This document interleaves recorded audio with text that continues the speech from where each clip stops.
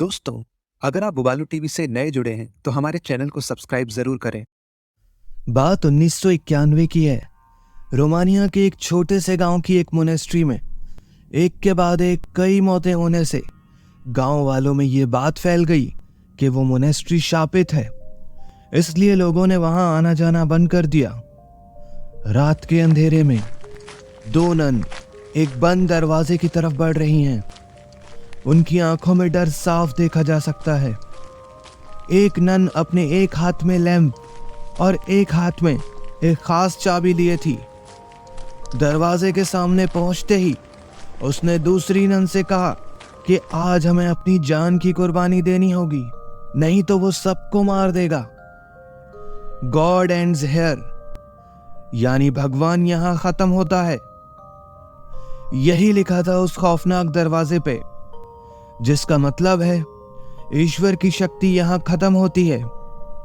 जिस नन के हाथ में चाबी थी उसने धीरे से दरवाजा खोला और अंदर चली गई। दूसरी नन वहीं खड़े होकर प्रार्थना करने लगी। थोड़ी देर में एक जोर की चीख के साथ अंदर गई हुई नन खून से लथपथ दरवाजे पे आई। उसने वो चाबी दरवाजे पे खड़ी नन को देते हुए कहा कि तुम्हें पता है कि तुम्हें क्या करना है अब। और फिर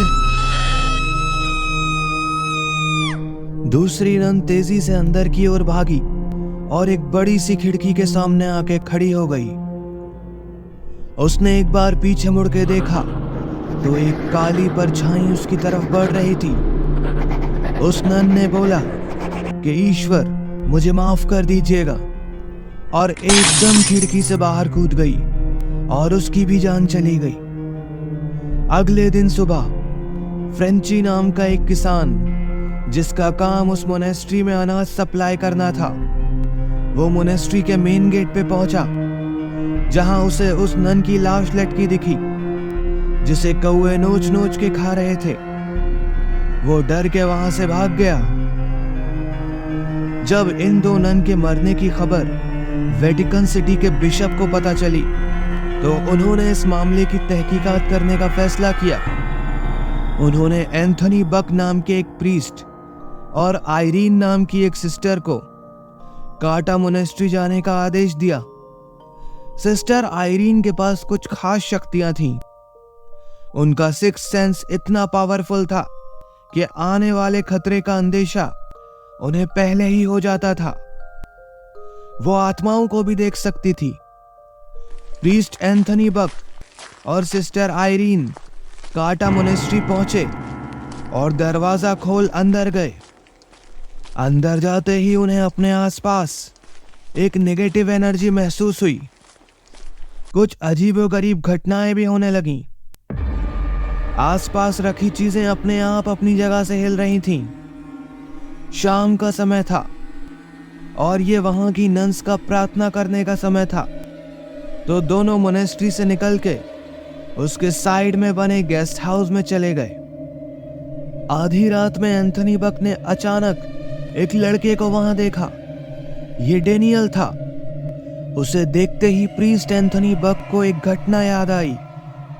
यह तब की बात है जब वो फ्रांस की एक चर्च के इंचार्ज थे। तब उन्होंने डेनियल नाम के लड़के पे एग्जॉर्सिज्म यानी भूत भगाने के लिए झाड़ फूंक किया था। एग्जॉर्सिज्म करते समय जिस व्यक्ति पे एग्जॉर्सिज्म हो रहा हो उसका शरीर काफी कमजोर हो जाता है, क्योंकि उसके शरीर से बुरी आत्मा को बाहर खींचा जाता है। और डेनियल ये दर्द बर्दाश्त नहीं कर पाया और उसकी जान चली गई। और इतने सालों बाद डेनियल फिर से प्रीस्ट की आंखों के सामने था। अचानक डेनियल वहां से भाग गया। प्रीस्ट एंथनी ने उसका पीछा किया। उन्होंने बाहर जाके देखा तो डेनियल एक कब्र के सामने खड़ा था।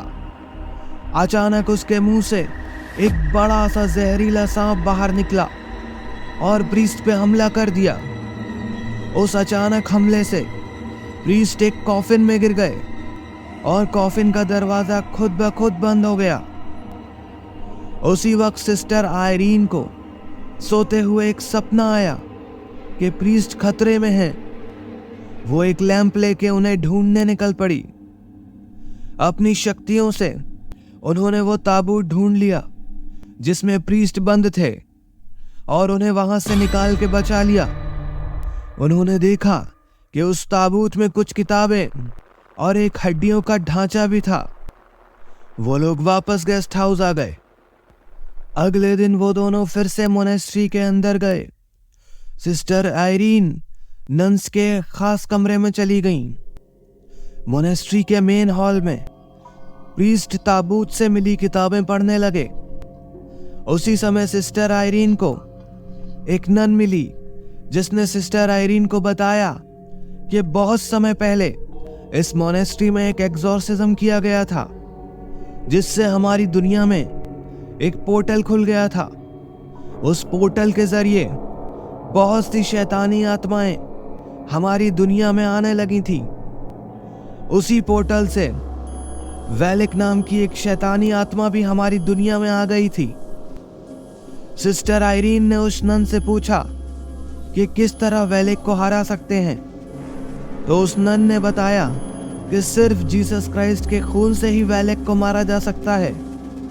उस नन ने सिस्टर आयरीन को एक चाबी दी और कहा कि जीसस का खून उसे एक खास बक्से में मिलेगा। उसी समय किताबें पढ़ते हुए प्रीस्ट को भी पता चला कि वो काली शक्ति वेलिक है जो बहुत ताकतवर है और किसी के भी वेश में आके ईश्वर के भक्तों को मारती है। और वो वेलिक ही थी जो डैनियल की शक्ल में कल उसको मारना चाहती थी। प्रीस्ट को समझ आ गया कि इस मोनेस्ट्री में कोई भी जिंदा नहीं है और वेलिक ने सबको मार दिया है। वो सिस्टर आयरीन को ढूंढते हुए दूसरे कमरे में गए जहां उन्हें सिस्टर आयरीन खड़ी मिली। वो दोनों जैसे ही वापस मेन हॉल में आए, उन्होंने देखा कि एक नन की लाश हॉल में पड़ी है। जैसे ही सिस्टर आयरीन ने उस नन का चेहरा देखा, वो हैरान हो गई। ये तो वही नन थी जिससे सिस्टर अभी अंदर मिली थी। सिस्टर आयरीन को समझ आ गया कि वो एक आत्मा थी जो सिस्टर आयरीन को वेलिक से मुकाबला करने का रास्ता दिखाने आई थी। तभी उस नन की शक्ल भयानक हो गई और वो उठ खड़ी हुई। उसने प्रीस्ट पे हमला कर दिया। प्रीस्ट ने मंत्र पढ़ना शुरू किया और थोड़ी ही देर में वो नन आग में जल के भस्म हो गई। सिस्टर आयरीन ने अपनी शक्तियों से वो संदूक ढूंढ निकाला जिसमें जीसस का खून था। तभी वहां वेलिक एक नन के रूप में प्रकट हो गई और उसने प्रीस्ट और सिस्टर पर हमला कर दिया। प्रीस्ट ने एक बार फिर से मंत्र पढ़ना शुरू किया, पर उनके मंत्रों का वेलिक पे कोई असर नहीं हुआ।